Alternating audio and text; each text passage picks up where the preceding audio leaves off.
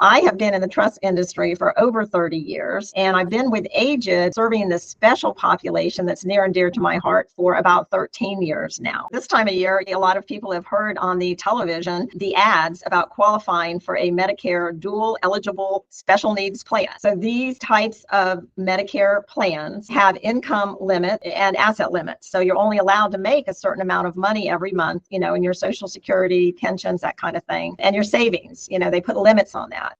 Hello, friend. Welcome.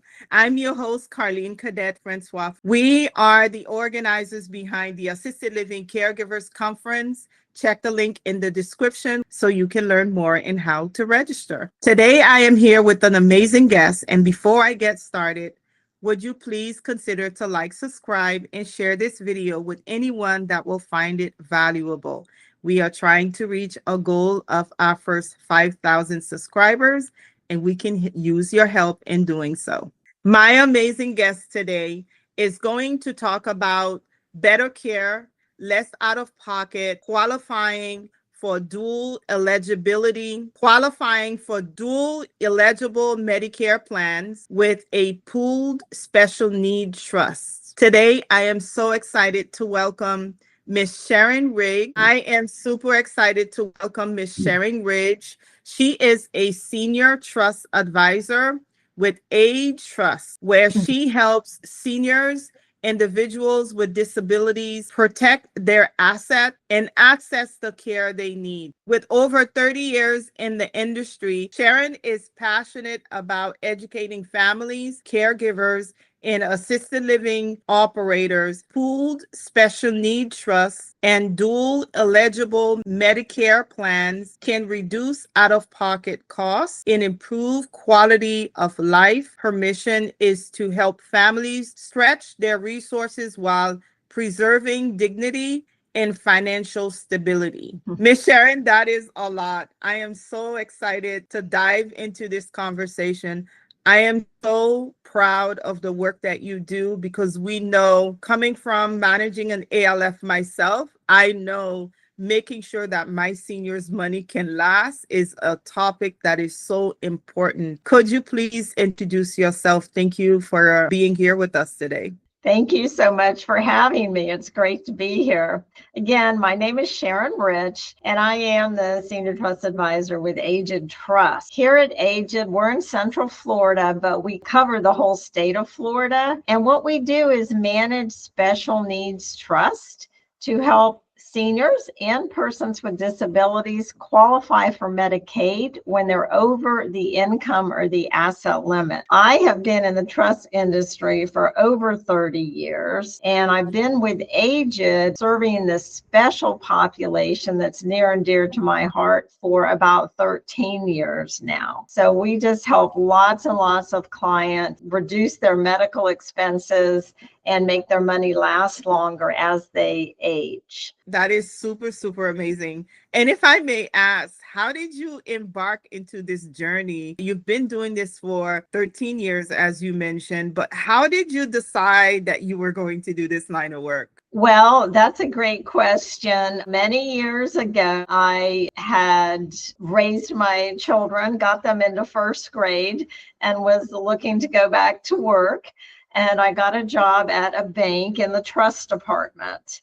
And I have a finance degree from UCF, and it's just a great industry because I loved it because I could use my financial skills as well as getting to talk to people and know families. And it's near and dear to my heart. So I worked at the bank for 20 years, got certified as a CTFA, Certified Trust Financial Advisor, and a certified senior advisor because I loved working with older people. And after 20 years, decided to leave the bank working with a high net worth clients, and was fortunate enough to be able to connect with Aged, where all of our clients are either seniors or persons with disabilities, many of which have limited funds. I was lucky to be able to find that job and, get into an industry that I'm passionate about. That is so amazing. I always want to see the journey of getting there because the stories of getting there is always so fascinating to me. To know that you've done different parts of, the financial industry, and now you're using it to help our seniors who need it so much. And as we know, many families and caregivers have never heard of the term dual eligibility special needs plan. Can you explain what it is and how someone could qualify for that? Sure. Yeah, it's a mouthful. And this time of year, a lot of people have heard on the television the ads about qualifying for a Medicare dual eligible special needs plan. Many of our clients here at Aged are using our services to qualify. So these types of Medicare plans have income limit and asset limits. So you're only allowed to make a certain amount of money every month, in your Social Security, pensions, that kind of thing, and your savings. They put limits on that. By utilizing a pooled trust, you can reduce your countable income and assets. So you can have more than what the limits really allow you to have and still qualify. So we can go, into what the plans cover and what they can, the benefits of them. So because they're fabulous, they really help people reduce their out-of-pocket healthcare cost. I love that. Can we go into that?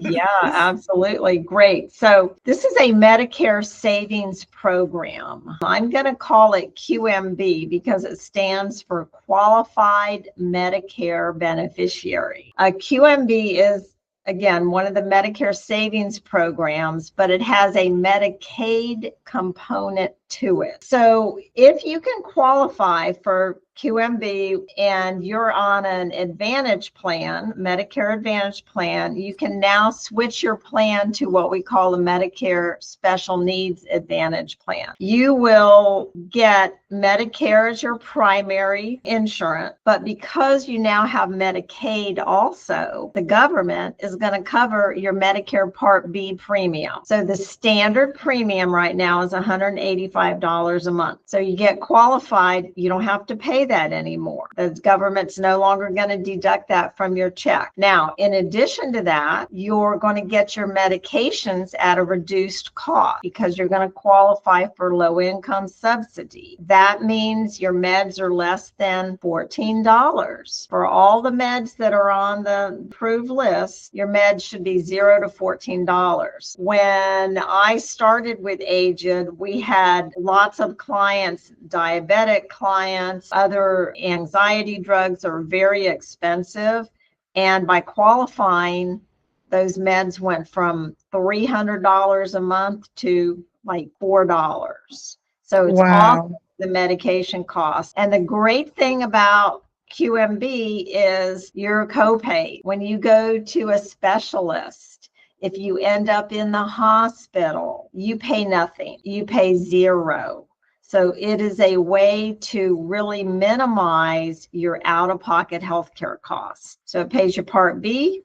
If you have a Part D premium, it pays that also. It covers your co-pays for your doctor's visits, hospital visits, and it reduces your medication cost. Wow, that is amazing. And I know $300 even to me is a lot of money, but I'm still in the workforce working. For someone who's not in the workforce working, that is even triple the amount of money that it means. So it's amazing to see the savings that one can get out of these benefits. Now, if someone is watching and they are a caregiver and mom doesn't have any of those benefits, those plans that you mentioned, what is the process? How does she begin to say, let me get enrolled? What does that look like? What type of paperwork do I also need to have in place? If there's a need, we talk to people all the time on the phone. Caregiver calls and said, mom's spending, a lot of money every month in medications, or mom needs knee surgery and she can't afford it, right? So we will then talk to them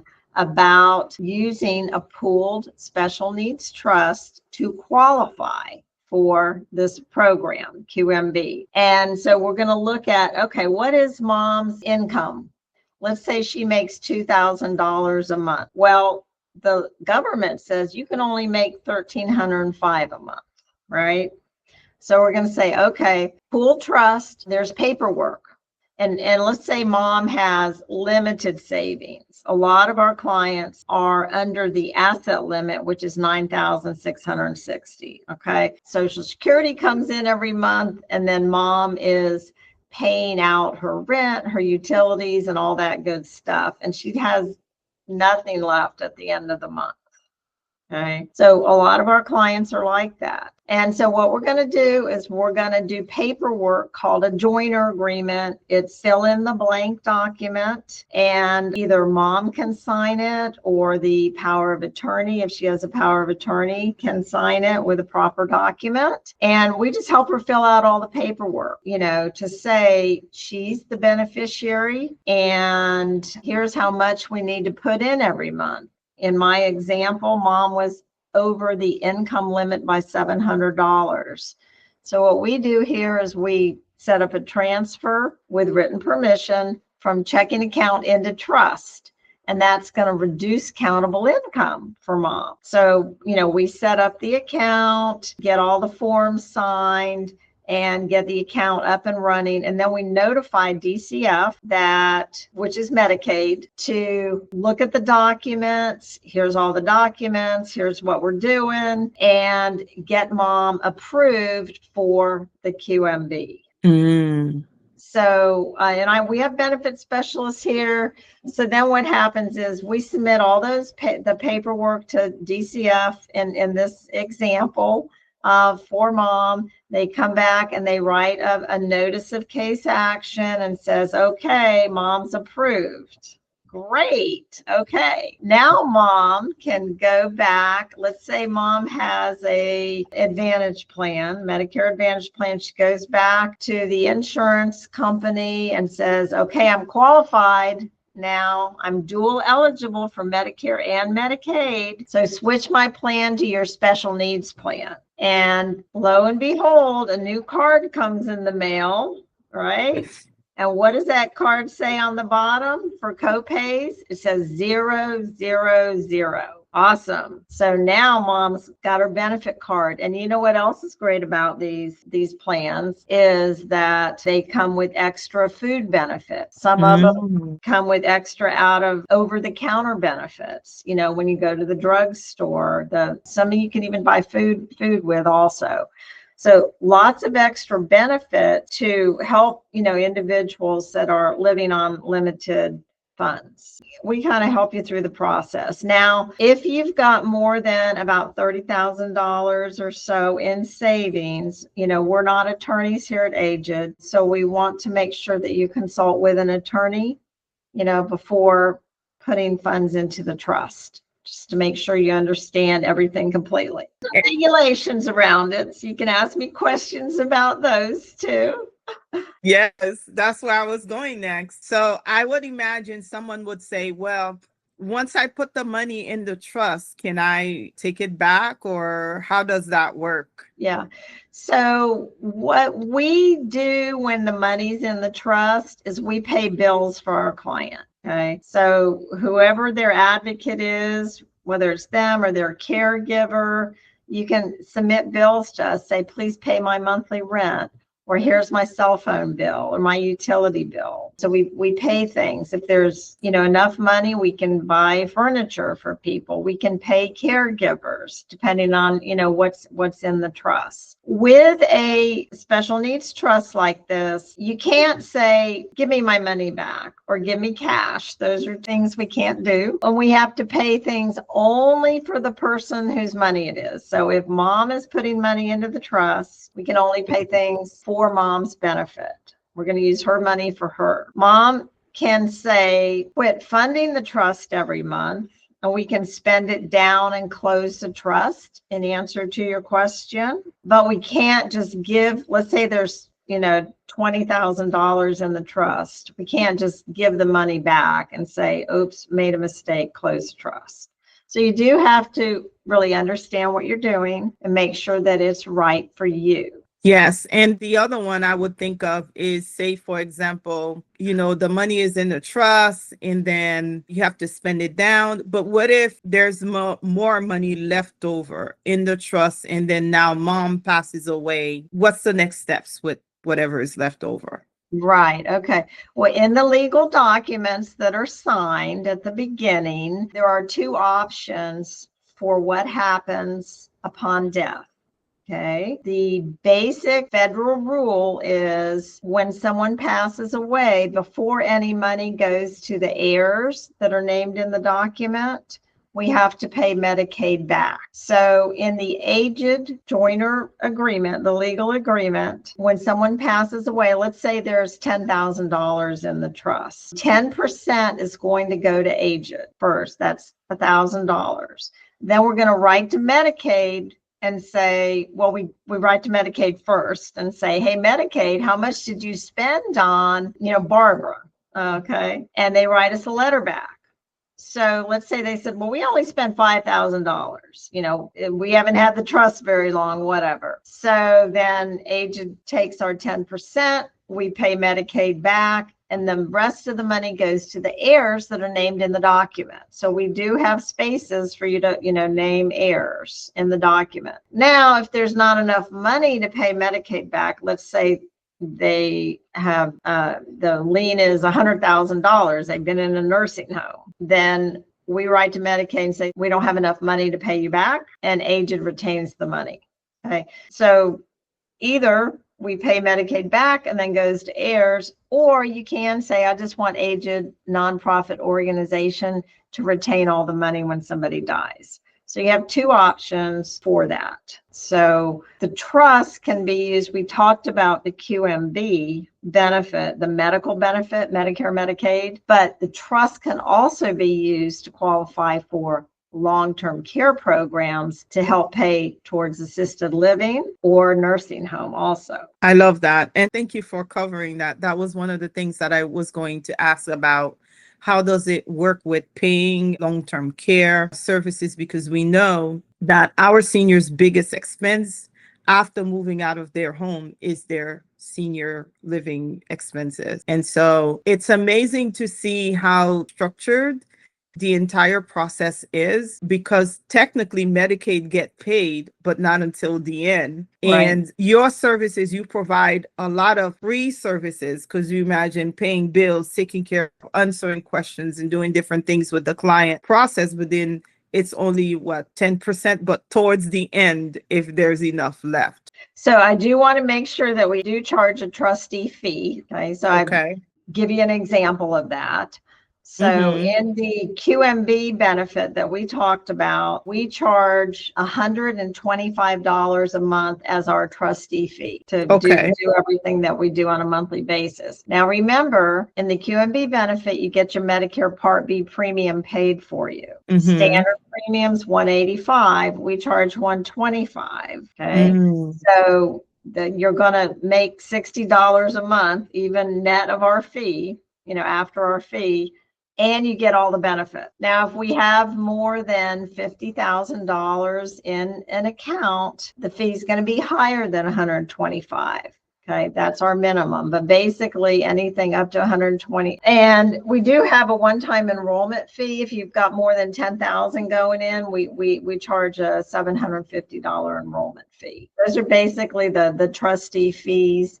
We can invest the money also. Let's say somebody puts $50,000 in to qualify to help pay for long-term care or QMB, whatever. There is going to be an enrollment fee, and we can invest the money with our investment advisors also, and they charge a 0.75% investment fee. Okay. And do the client have a say so about where the money can be invested? So we have 3 model portfolios that we typically use for our clients, and we select that generally based on age, but the client can say, well, I want to be a little bit more conservative, or I want to be a little bit more aggressive, and choose one of the other model portfolios. So we can either be cash or one of our portfolios. We're not going to accept, like individual stocks into a trust or invest in risky things, that kind of thing. So we like to stay within our model portfolios. Love that, because some of us can get a little out there where we see quite a bit of money. And I could see that too with changes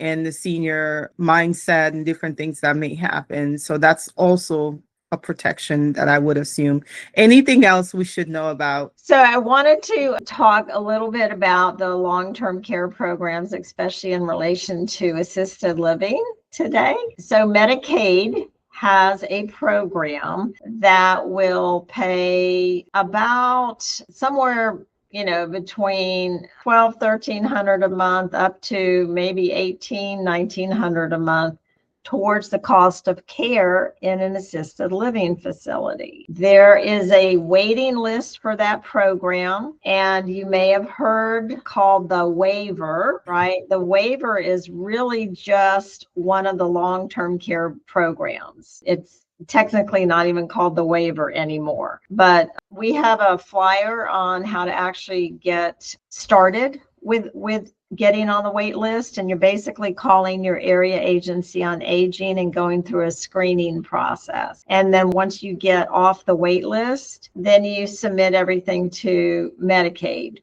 and start the process. I will say that we have a lot of clients that do the trust, go ahead and get the trust started to get the medical Medicaid, the QMB, while they're on the wait list, because that can help your loved one really reduce their out-of-pocket medical cost. If you have QMB and you go to rehab, you've been in the hospital and you've had a fall and now you need to go to rehab, Medicare will generally pay the first 20 days, but after that, you're paying over $200 a day. So, getting QMB for people like that or people that need surgery can really, reduce your out-of-pocket costs, even if you're not in assisted living. Then if you progress and you need assisted living or nursing home and you have too much money, then you can, utilize you're already in the system, and the limits are different though. Medicaid is very complicated, right? That's where we come in. We know a lot about all the different programs and the limits. You can only have $2,000 in countable assets when you're going into the waiver program, into an assisted living facility. But the income limit is different than the QMB. So we can kind of talk through those things. Again, we don't give legal advice here at Aged, but we can talk through a lot of the programs and the benefits of them for our clients. So it's a progression. And we see clients, I've had clients for years, and Andy started out, he was living in his house and spending a lot on medications. And someone told him about us. We opened up a trust. We got him on the QMB. He could get the meds that, he needed. He had a fall. He needed a knee surgery. He had knee surgery, didn't have to pay anything. And then he got to the point where he needed assisted living. So he ended up selling the house. We got him a care manager, someone to assist him with selling the house, right? Then he put that money into the trust and got on the Medicaid. So he had enough money for the rest of his life to pay for the assisted living, and his money lasted longer because he also got the Medicaid to help pay towards those costs. I love that though, because I tell my clients on the other side, so as operators, people who actually have assisted living businesses, I always encourage them to become a Medicaid provider so that when a client comes to you and they already have Medicaid and both of you have it, and now you can get paid for that service. And we talk about different plans, and I'm glad that you brought that up. We talk about different plans that allows for both the resident and the client to get more money.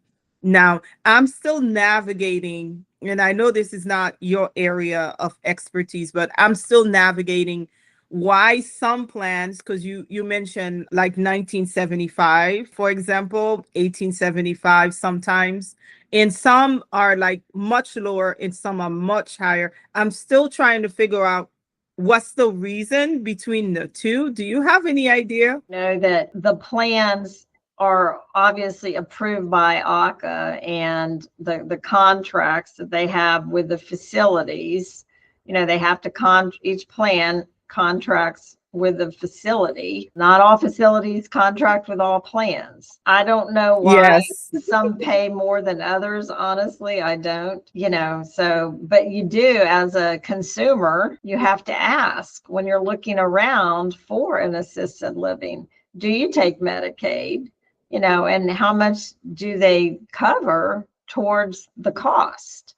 Because it varies, like you say, it varies quite a bit. Yes. And then another thing too, when you're enrolling yourself into those plans, you also want to know how much they're paying, because I educate my community about the ones that pays the most. The more money the ALF have, the more resources they're able to provide to their seniors. So it's a benefit for both parties to be able to get more. So you may want to ask those questions. Thank you for bringing that up. The other thing I would talk about is the fact that sometimes, like I met one lady, she's blind. She had just sold her house and she lost her Medicaid. That education to know that services like the one that you provide is there, she could have avoided all this pain and suffering had she known that there was a company, a nonprofit company, that she could sell her house, roll the money into that trust, and then she wouldn't have to lose her benefits, and it's very painful. Anything you want to say about that? Yeah, no, you're absolutely right. We open a lot of trusts for people that have sold their homes, they're on Medicaid, and they need to protect their Medicaid, so they can put that into a trust. I have a great story about a lady that was like 99 years old in her daughter's home and was on the waiver program, because the waiver program also can pay for some services in the home if you're still in the home. Right. And she got a $15,000 check as an inheritance. So that's another reason the trusts are used a lot of times. And the daughter went down to the Medicaid office and said, "Oh, I have a $15,000 check for mom. What should I do with it?" And they said, "Oh, just deposit it into her checking account." And she did. And as they're typing into their computer system, the next thing she knows, she gets a letter saying mom is going to be disqualified from the waiver program for services at home. And, this again, she gets disqualified. There's a waiting list you have to go back on. She'd had this program for 15 years. So fortunately, an attorney actually told her about Aged and said, just come direct to Aged. They can help you do a pooled trust. So we did, just in the nick of time when she was about ready to lose her benefits. Put the money into the pooled trust. We bought her a new recliner chair. We bought her a new bed with that extra money that she had, and she kept her benefits. So it was a great story. Beautiful. Yep. That's beautiful. Thank you for sharing that. I know that with area agency, for example, if you don't know what that is, you can just Google that. Every area have their own, and they do help out a lot. I have also heard people say that once mom was sick, they would go to the hospital, and then if the caseworker would start the Medicaid process, it would actually help a lot. Any other ways that you've heard about before we get into our next subject? Well, there are different planning techniques for qualifying for Medicaid.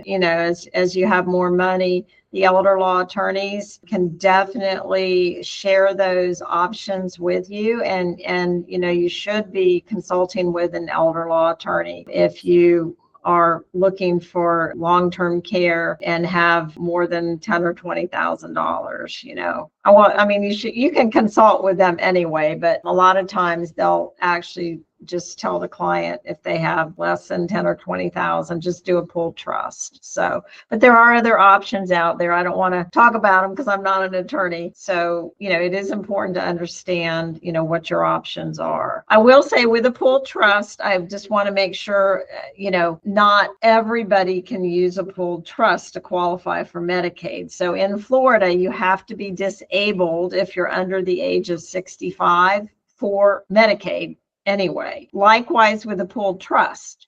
If you're under 65 and want to use the trust, you're going to be on a Social Security disability benefit, SSI or SSDI. If you're 65 or older in Florida, if you want to use a pooled trust, you have to meet the definition of you're not able to work in substantial gainful activity. Okay. So it's not for your person that turns 65, goes on Medicare and says, oh, I'm still working. Oh, I would love to get this extra benefit by using the trust. No, that's not our client base. They're seniors, with medical conditions that prevent them from working, basically. Have to provide medical records to DCF when someone opens a pooled trust if they're 65 or older to, substantiate, basically unable to work. You can work a little bit, but not much.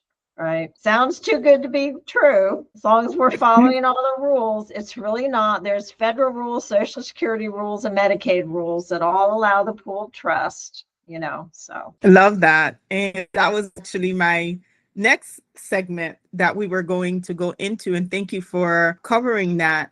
And anything else you want to say about the pooled special need trust that families, whether it's the person themselves, the senior person themselves, or their decision maker, their power of attorney, is there anything else that they should know about? Well, I'd like to say a couple things. As a caregiver, you may have a power of attorney or been appointed as the, agent under the power of attorney. I would highly encourage you, while your loved one is still competent, to review that and make sure it's been prepared by an attorney, number one. A power of attorney going to be reviewed by us. It's going to be reviewed by DCF Medicaid to make sure it has the proper language in it to create a pooled trust and to do the things that you need to do for Medicaid purposes. It has to have the certain language in it. We see many powers of attorney, unfortunately, that have been done by individuals. They pulled the form off the internet,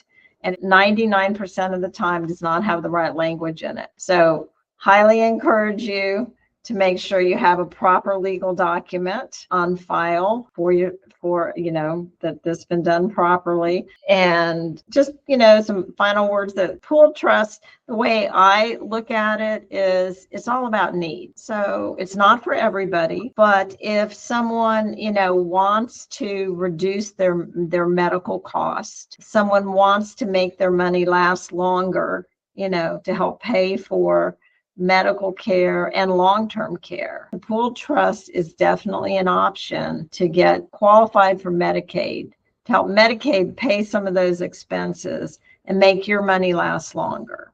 Okay. In the end, yes, people say, well, why do it? Because Medicaid's going to get the money in the end. But if you can have that extra quality of life, it's really all about quality of life. Having the ability to pay for things instead of just having to spend down your money completely and have no money at all. We paid for lots of caregiving services out of our trust. If you don't have any money left, there's no caregiving services, or some people that maybe don't need nursing home end up in a skilled nursing because they can't afford assisted living, because that program works differently. When you go into a skilled nursing facility, you pay your income to the nursing home no matter what it is. You get to keep $160 and they're basically going to accept you. Not so in an assisted living. You got to have that cash. It's not just your income, it's your income plus to equal, what the assisted living is going to pay. So Medicaid is a way to make your money last longer. Yes, I love that. Quality of life is definitely something that is very important. And if you can stretch your dollars to have a higher quality, better quality of life, you definitely want to do that. That's like avoiding paying taxes, where you go and you buy stuff you don't need because you don't want to pay the government. And then you end up with no money, right? So definitely you get a better quality of life in assisted living, and definitely the fees are different and it's a lot more expensive for that particular quality of life. The other thing you mentioned, which we had Andrew Rosenberg here talking about the legal paperwork, because even I myself and my husband had to get our trust and our legal power of attorney, healthcare surrogate, all of that stuff in order. So there's a video here you can take a look. And if you need any resources, to reach out to us, reach out to Miss Sharon. We're more than happy to say, here are a group of people that you can talk to. Like how she mentioned, you need elder care lawyer. We had one here on the podcast as well. So talk to people, get to learn what you need to do, what your resources are, what you need to avoid. And Miss Sharon, is there anything you want to talk about what to avoid, especially coming from the perspective of someone who manages an ALF? Because we know, even coming from experience, when you're the administrator, you take care of everybody, not just the senior person that lives at your building and you're making sure everything is well. You end up taking care of their loved one, and they come to you for all type of advice and resources, asking you what you think. How can we as operators better educate ourselves so that we can help the people we love to serve? Well, that's a great question. Learning about these things, calling us, finding out more about how we can really help. We're happy to talk to anyone. I do a lot of speaking at conferences and things like that. We have materials on our website at trustagent.org that kind of summarize what we've talked about today. We love working with and talking to and building awareness with facility administrators. And we can actually help with Medicaid applications also, for our clients with very limited funds that aren't working with an attorney. So that can help you too. Agent's actually a DCF community partner also. So we're there to actually be your partner. I'm a big believer in a team approach, and we like to be a resource.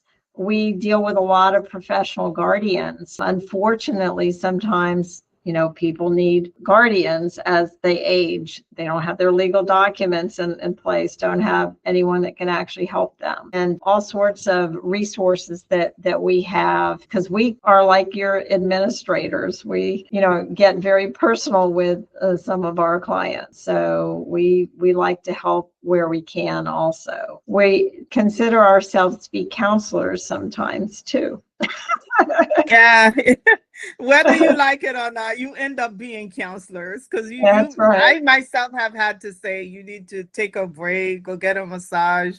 We're going to take care of mom. She'll be okay. I would imagine that everyone who do this line of work is because you legitimately care about those seniors. You want to make sure they're in good hands. You want to make sure that the people who are taking care of those seniors are being cared for, because otherwise, if they are not, then your seniors are not being taken care of, and you can't imagine the things that could go wrong in that situation. So for family members who are thinking, okay, it's too late, how do we start this process? You have a DSNP program. Can you talk about the DSNP program?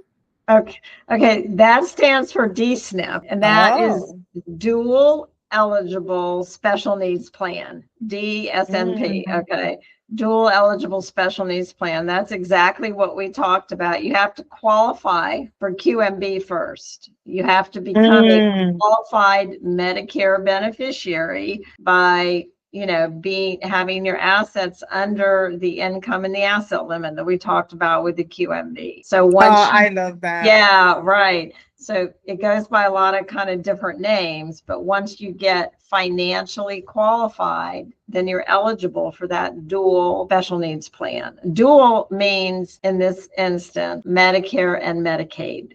That's why they call it dual. Love that. Thank you for explaining that, because I'm looking at the SNP program. Woo! Okay, Yeah. Yeah, So for the last questions, what are the most common mistakes that people should avoid? Just give us a couple. oh, well, let's see. Let's be careful about giving money away because Medicaid, if you are trying to get the waiver of the long-term care program and you've given money away, Medicaid will ask about that and it will delay being able to get Medicaid. Okay, so that's something you should consult with an attorney about, right? Do another plan, make another plan. People wait too long sometimes, and then it's crisis planning. That's what I see more often than not. And if someone gets off the wait list, some of you may already be familiar with, the Medicaid waiting list and all of that. Do not delay. If you get that call from, your area agency on aging and they say you got a spot, you need to move immediately to get your things in order to get qualified, because that's when you do the financial application if you're not already on Medicaid. So just know that there are programs out there that can potentially help, and feel free to communicate with us at Aged if you want to discuss any kind of situations. We're happy to help. And thank you for doing what you do. Is there anything else you want to share with the audience? Just, have a nice holiday, hopefully, and check on your loved ones, make sure they're doing okay. Thank you so much for taking the time to educate our audience today. If you found any value in this, please consider to like, subscribe, and reach out to Miss Sharon and let her know what was your big aha moment. Until next time, we are happy to serve you, and we'll see you in the next one. Great. Bye now. Goodbye. Thank you very much for having me.